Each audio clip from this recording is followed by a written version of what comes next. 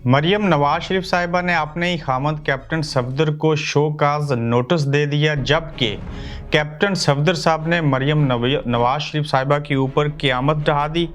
और कैप्टन सफदर की इमरान खान से किस बात के ऊपर माजरत? इंतखाबात 2025 में होंगे।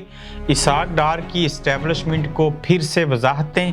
आर्मी चीफ की डेडलाइन ख़त्म, अब दो टोक बात करेंगे क्योंकि IMF का वफ्द जो है वो बगैर माहिदा किए वापस चला गया। शहबाज गिल गद्दारी के इल्ज़ाम को एजाज़ क्यों समझते हैं? अस्सलाम वालेकुम, आप देख रहे हैं गोरखधंधा। अबरार कुरैशी आपसे मुखातिब हूँ। तारीख में पहली बार ऐसे हुआ कि एक खामंद और दूसरी बीवी दानू एक पेज पे नहीं है, जबकि मियाँ बीवी हैं, एक ही पार्टी से हैं। और दानू के क्या नज़रियात मुख्तलिफ हैं, क्या एक झूठ बोलता है और दूसरा सच बोलता है। क़यामत ढहा दी खामद कैप्टन सफदर ने अपनी ही अहलिया मरियम नवाज शरीफ साहिबा के ऊपर, जिसके बाद अहलिया ने खामद को शोकाज नोटिस जारी कर दिया और वो खामद कैप्टन सफदर हैं। कैप्टन सफदर की पार्टी की आदत पर तनकीद जो हुई, नून लीग की चीफ ऑर्गेनाइज़र मरियम नवाज शरीफ साहिबा ने उनको शोकाज नोटिस दिया और कहा है कि पॉलिसी बयानात से अलावा आप किसी चीज़ के ऊपर कोई बयान नहीं देंगे। पार्टी में इंतशार का सबब बनने वाले बयानात से गुरेज किया जाए। उस शोकाज नोटिस में यह भी कहा गया कि कैप्टन सफदर ने ARY न्यूज़ को दिए गए इंटरव्यू में पार्टी की आदत पर तनकीद की थी और आइंदा ऐसे नहीं होना चाहिए। दुनिया का सबसे करीब तरीन जो रिश्ता होता है वो मियाँ और बीवी का होता है, और आखिर यही अगर एक पेज के ऊपर नहीं है, दानों में इख्तलाफ है, तो फिर आप इमेजिन कीजिए ये मुल्क की सियासी क़यादत मुल्क को कैसे चलाएगी, ये नून लीग की सियासी पार्टी को कैसे चलाएगी। और हम शुरू से कहते आए कि जो मुस्लिम लीग नून है, इसके अंदर ना सिर्फ हसन इकबाल बदजन हैं, ख्वाजा साद रफ़ीक भी हैं, ख्वाजा आसिफ भी हैं, इसमें शायद हकान अब्बासी ने सरेआम आके भी चीज़ें कहीं।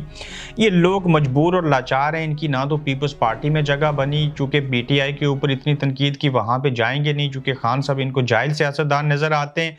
अपनी पार्टी के अंदर जमहूरियत कोई नहीं है, वरासती निज़ाम है, और इस वरासती निज़ाम का वो हिस्सा बनना नहीं चाहते, लेकिन मजबूरी और लाचारी है, उनके सामने इनको सरहम तस्लीम करना पड़ता है। 2025 में इंतखाबात होंगे, इस बात का इंकशाफ भी मरियम नवाज शरीफ साहिबा के शोहर ने खुद किया है और दावा किया है कि इंतखाबात 2025 में होंगे। उनका मजीद कहना था कि मरियम नवाज शरीफ साहिबा ने उन्हें वज़ीर-ए-आज़म बनती हुई दिखाई नहीं दे रही, जबकि मरियम नवाज शरीफ पार्टी की चीफ ऑर्गेनाइज़र हैं और वज़ीर आला का सवाल अगर रिपोर्टर पूछ लेता तो उसके ऊपर भी कैप्टन सफदर यही कहते कि ये मुझे वज़ीर आला पंजाब भी बनती हुई दिखाई नहीं दे रही हैं। आखिर कैप्टन सफदर जो हैं, उन्होंने किस बात से और क्यों तंग आके जो क़यामत ढहा दी एक तरह से अपनी ही अहलिया के ऊपर और इमरान खान से भी माजरत की?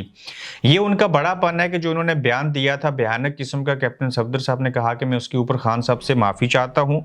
इसके अलावा उन्होंने जो घर की अंदर से बगावत की आवाज़ उठी है, इसमें कैप्टन सफदर साहब ने सबसे पहली बात ये कही कि एक्सटेंशन बाजवा साहब को दे के वोट को इज्जत दो का नवाज शरीफ ने जो नारा था उसको गलत और झूठा साबित किया। हमें जनरल बाजवा को किसी सूरत एक्सटेंशन नहीं देनी चाहिए थी और वोट को इज्जत दो के नारे से पीछे नहीं हटना चाहिए था। ये नवाज शरीफ साहब के दामाद और मरियम नवाज शरीफ साहिबा जो पार्टी की चीफ ऑर्गेनाइज़र हैं, उनके खामद ऐसे कह रहे हैं। कैप्टन सफदर ने यह भी कहा कि वोट को इज्जत देने का बयानिया नून लीग ने बिल्कुल दफन कर दिया है और अब ये अवाम के जहनों, दिलों, आंखों और कानों के अंदर असर नहीं कर रहा। यही वजह है कि वो बदजन हैं और जिस वजह से इन बातों का उन्होंने इजहार किया। आखिर ये बयान देने की ज़रूरत क्यों पेश है, इसके ऊपर तो लोग हैरान हैं। इमरान खान के खिलाफ जो बयान दिया गया था उसके ऊपर कैप्टन सफदर ने कहा कि ना सिर्फ माफ़ी मांगता हूँ बल्कि मैं शर्मिंदा हूँ। ये बहुत बड़ा पन्ना है। कैप्टन सफदर ने शाहिद हकान अब्बासी को ओहदों से बड़ी शख्सियत करार दिया कि ओहदे जो हैं वो शाहिद हकान अब्बासी से बड़े नहीं हैं, बल्कि शाहिद हकान अब्बासी ओहदों से बड़े हैं। मरियम नवाज शरीफ कैप्टन सफदर से इस इंटरव्यू के बाद शदीद नाराज़ हैं और अल्लाह करे ये नाराज़गी ख़त्म हो जाए और शोकाज नोटिस के ऊपर कैप्टन सफदर जो हैं वो अमल करें। और कैप्टन सफदर वाकई दबंग हैं और जब दिल आता है कुछ भी आता है वो कह देते हैं और जोश खिताबत में। मगर ये तो एक TV चैनल के रिपोर्टर को इंटरव्यू दे रहे थे, भट्ट साहब को, एयर वाई न्यूज़ के जो रिपोर्टर हैं, और उसमें उन्होंने बड़ी नापी तोली बातें की और उसके अंदर अपनी ही एहलिया, अपनी ही क़यादत, अपनी ही पार्टी के खिलाफ गए, जबकि इमरान खान साहब के हवाले से जो है वो माजरत भी की और उन्होंने शर्मिंदगी का इजहार किया। ये एक मौजज़ा देख रहा हूँ पाकिस्तानी सियासत में, मगर अल्लाह जाने कि इसके पीछे कहानी क्या है। अब इसहाक डार साहब जो हैं बतौर वज़ीर ख़जाना इस्टेब्लिशमेंट को किस नौइयत की और क्यों जो वजाहतें हैं वो दे रहे हैं। एक तो इस्टेब्लिशमेंट ने आपको बताया था, जिस किसी को याद हो कमेंट में ज़रूर लिखिएगा, चूँकि आप लोगों की मेमोरी भी बड़ी शॉर्ट है, कि 10 ये जो आखिरी वफद आया है 10 दिन यहाँ क़याम करेगा। 9 से 10 फरवरी तक का इस्टेब्लिशमेंट ने पीडीएम की हुकूमत को और ख़ासकर वज़ीर-ए-आज़म और इसहाक डार साहब को टाइम दिया था कि ये मामलात माशी जो हैं इनको सुलझाएं, वरना उसके बाद हम अपने तौर पे चीज़ें करेंगे। और उसमें आपको ये भी बताया था कि खुली छुट्टी दे दी गई। खुली छुट्टी से मुराद ये था लफ्ज़ कि जो लोगों को पकड़ना है, जैसी चीज़ें करनी है वो आप करें, हम आपको कुछ नहीं कहेंगे। शेख रशीद को पकड़ें, इमरान रियाज को बाहर न जाने दें, गिरफ्तार कर लें, आमिर डोगर को पकड़ लें, फवाद चौधरी को अरेस्ट कर लें, मगर ये याद रखिएगा कि जब 10 फरवरी के बाद, उससे पहले तक का जो टाइम दिया, उस 10 फरवरी के बाद हम आपको मज़ीद टाइम नहीं देंगे। और अब IMF से मुज़ाकरात नाकाम होने पर इस्टेब्लिशमेंट की जानिब से शदीद नाराज़गी का जब इजहार किया गया, तो अब इसहाक डार साहब इस तमाम सूरत हाल में नाकामी जो है उसको वो कबूल करते हैं कि इसमें नाकाम हुए। और इस्टेब्लिशमेंट के आला अहदेदारों ने इसहाक डार और उनकी टीम के होमवर्क न होने का भी शिकवा किया, और इसहाक डार ने इस्टेब्लिशमेंट को वजाहतें दी हैं कि जो कि इस्टेब्लिशमेंट ने अब वो वजाहतें कबूल नहीं की। वो कहते हैं कि नहीं, आपने वो वादा पूरा नहीं किया और आप माशी तौर के ऊपर और IMF से डील नहीं कर सके और मैशत पे ऊपर आपने काबू नहीं पाया और ना ही पा सकेंगे। अब इसहाक डार ने इस्टेब्लिशमेंट को फिर से यकीन दिलाया कि वो आइंदा चंद रोज़ में माशी मामलात को बेहतर कर लेंगे। अब देखते हैं कि इस्टेब्लिशमेंट इनको मज़ीद टाइम देती है कि जिसमें ये माशी मामलात को ठीक कर लेंगे, या कि इस्टेब्लिशमेंट अब इनको मज़ीद वक्त नहीं देगी। दूसरी जानिब शहबाज गिल, जिनको 1.5 माह से ज़ायद अरसा जेल में कस्टडी में रखा गया, नंगा किया गया, तशद्दुद उनके ऊपर हुआ, उनकी रोते हुए वीडियो सामने आई, फिर उन्होंने एक प्रेस कॉन्फ्रेंस करके पूरा जो अपना शजरा नसब था, कहाँ भारत से यहाँ हिजरत की, सब चीज़ें बताई और उनके ऊपर उनके बकौल 40 के करीब FIR हो चुकी हैं।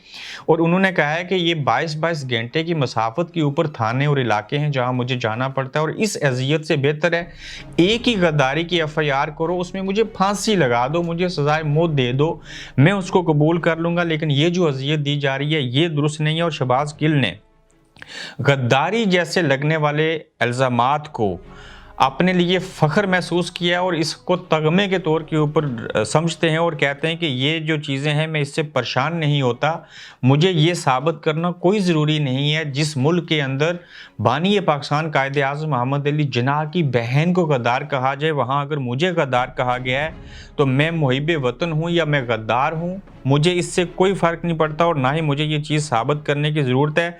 लेकिन गद्दारी का इल्ज़ाम मेरे लिए तमगा है और इसको मैं फ़ख्र से कबूल करूँगा और गद्दारी के इल्ज़ाम को एक एजाज़ समझता हूँ।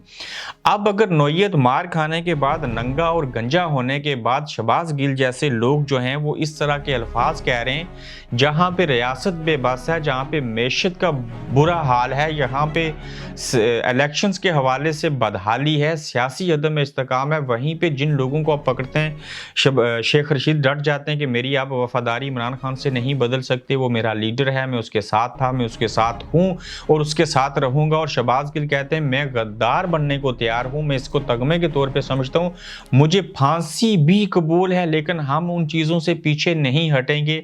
फवाद चौधरी को आप लोग पकड़ते हैं, फिर जब छोड़ते हैं तो वो कहते हैं मैं फिर से बाजवा साहब का नाम लेता हूँ और मैं कहता हूँ कि कहीं आप ये ना समझें कि मैं डर गया हूँ। तो इस मुल्क के अंदर से अब वो खौफ ख़त्म हो चुका जो पहले लोगों के ऊपर तारी होता था, और जो खासकर PTI है उसके लोग अब तक डटे हुए हैं। उसकी वजह कि ये पता नहीं इन्होंने करप्शन की है या नहीं, लेकिन करप्शन होती भी तो साबित नहीं हो पा रही इस मुल्क के अंदर, और किसी और बिला वजह केस बना के उन केसों के अंदर इनको पकड़ा जाता है, फिर छोड़ना पड़ जाता है। अब शेख साहब सर्दियों में मरी चले गए जबकि गर्मियों में मरी जाना चाहिए था। वहाँ पे एक SHO की उन्होंने तारीफ़ की कि ये एक अच्छा आदमी है जो मेरे साथ अच्छी डीलिंग करता है, मीडिया के साथ भी उनको बात करने देते हैं। नो डाउट कि शेख साहब ने गुस्से में कुछ बद अखलाकी के तौर के ऊपर भी जुमले कहे बिलावल और आसिफ ज़रदारी और बाकी लोगों के बारे में, लेकिन उनके जज्बात हैं, उनकी फीलिंग्स हैं, उनको लगता है कि उनके साथ ज़्यादती है और उसके पीछे फ़लाँ लोग हैं। इमरान खान साहब की जान को ताहाल ख़तरा और किस तरह से लोगों के ज़रिए उनकी जान लेने की कोशिश की जाएगी या कोशिश करना चाहते हैं, और ख़ासकर एक बंदे से असला भी बरामद हुआ जो लोग कैंप लगा के ज़मान पार्क में उनके घर के सामने बैठे थे, उनको पुलिस ने गिरफ्तार भी किया है। उनका तल्लक जो था इमरान खानी के इलाके मियाँ वाली से था। अब ये कोई इमरान खान साहब की हिफाजत के लिए असलहा साथ लेके आया था या कि उसकी कोई नीयत और थी, लेकिन इस तरह की चीज़ें, कहानियाँ, खबरें हमें देखने और सुनने को मिल रही हैं। अब इसहाक डार साहब की नाकामी जो हुई है IMF के साथ, ये वाहिद गोरखधंधा के प्लेटफॉर्म के ऊपर से हमने आपको खबर दी है। बिल्कुल IMF और इसहाक डार साहब यानी कि पाकिस्तान के दरमियान माहिदा नहीं हो सका। इमरान खान के दस्तखतों की एक वजह, बड़ी वजह है उसके अंदर। बाकी इन्होंने शराइत महंगाई करेंगे, टैक्स पेट्रोल महंगा करेंगे, गैस महंगी होगी, डीजल भी महंगा होगा, ये सब मान लिया है। अब ये देखते हैं कि इस्टेब्लिशमेंट जो है वो मजीद इस हुकूमत को टाइम देगी या खान साहब को ऑल पार्टीज कॉन्फ्रेंस में बुला के उनसे कोई मिन्नत तरला करेंगे, कुछ डील करने की कोशिश होगी, उनके केसेस से बचाओ, कुछ इन राइटिंग मायदे होंगे, क्या चीज़ होगी। बहुत ही कॉम्प्लिकेटेड सिचुएशन है और इस सारे मामले को मैं कहूँगा कि ये एक गोरख धंधा बन चुका हुआ है। इसमें कौन जीतेगा, कौन हारेगा, कौन दस्तखत करेगा, अगर दस्तखत नहीं होते तो कितना नुकसान होगा, IMF से माहिदा फिर कैसे हो पाएगा, इसहाक डार को इस्टेब्लिशमेंट मज़ीद वक्त देगी या नहीं, तो ये एक बड़ी गंभीर सी सूरत हाल है। इस सूरत हाल को वजह बना के मज़ीद आपको इसके बारे में अवेयरनेस देने की भरपूर कोशिश करेंगे। अपना ख्याल रखें, अपना फीडबैक दीजिए, पेज को भी फॉलो कीजिए और YouTube चैनल को ज़रूर सब्सक्राइब कीजिए। आइंदा फिर से अगले व्लॉग में दोबारा आपसे मुलाकात होगी। अल्लाह हाफिज़। आप देख रहे हैं गोरखधंधा अब्रार कुरैशी के साथ।